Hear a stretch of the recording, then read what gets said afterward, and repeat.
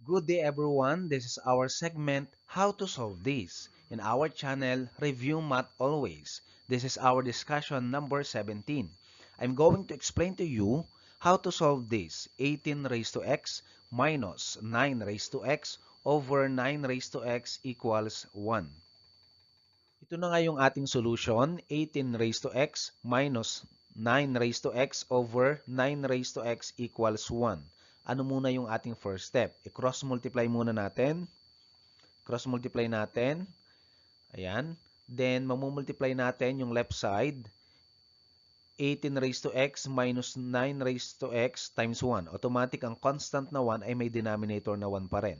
Kaya magiging sagot sa left side ay 18 raised to x minus 9 raised to x equals, ito naman imumultiply sa 1 times 9 raised to x. Ang sagot pa rin ay 9 raised to x.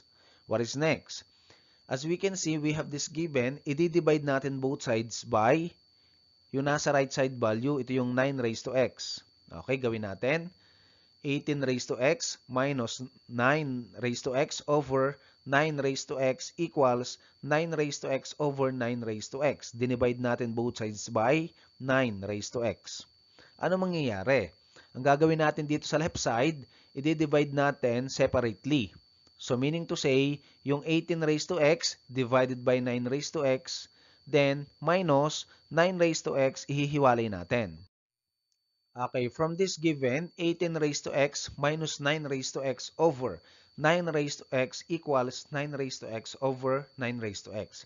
Isisimplify na natin, pero ang nasa left side expression ay i-divide natin separately sa kanyang term.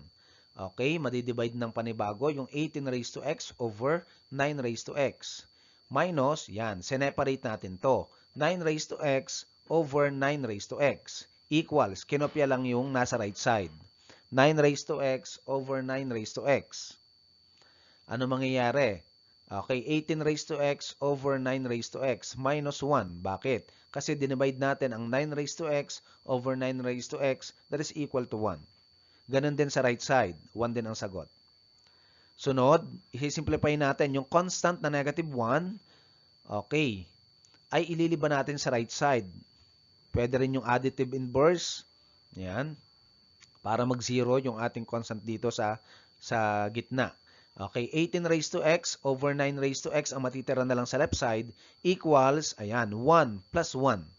Nag-plus tayo ng 1 both sides, kaya na 0 to. Ayan, meron na ngayon tayong 18 raised to x over 9 raised to x equals 1 plus 1. Simplify natin. The quantity of 18 over 9 raised to x. Bakit? Kasi sa quotient rule ng properties of exponent, pwedeng nasa labas ng quantity yung ating isang exponent. Kapag dinistribute yon, ganun din yung magiging sagot. Pero sa right side, 1 plus 1, sinimplify na natin siyang 2. Okay, now we have the quantity of 18 over 9 raised to x in left. In right naman, we have 2. Okay, now, bakit naging 2? Kasi 18 divide 9 is 2. Kinopya yung x sa exponent equals 2 raised to 1. Bakit nag 2 raised to 1? Automatic, ang degree or exponent ng single number ay 1. Okay, now, as we can see here, we have 2 raised to x in left and meron tayong 2 raised to 1 sa right. Okay, parehas sila ng base. Anong ginagawa natin kapag parehas ang base? Kinakancel na yon. So, meaning to say, kapag kinancel na ang base dahil parehas, bring down lang yung exponents. Exponent sa left at exponent sa right. Pag binring down natin, x equals 1. Therefore, the value of x here in this given is 1.